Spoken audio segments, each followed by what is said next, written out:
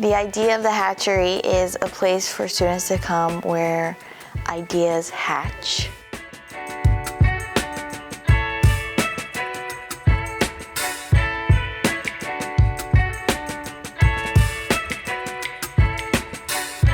The concept behind the design was land to sea.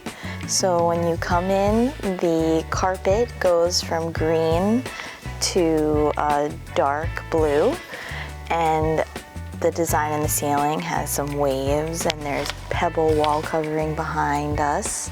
And what makes this project unique is that all of the furniture in it is completely movable. There are 11 different zones, and when we were designing everything, we presented to the client all the furniture in different layouts, showing them different options that they can reconfigure everything. And we have some acoustical properties that we brought in with the pop of colors, with the purple and the blue. The students really want a ping pong table, and so the ping pong table actually serves as a conference table and a ping pong table, which is kind of fun. There's these pods to the right of us that actually are for the graduate students so they could come and have some quiet time. I think that overall this was a really successful project.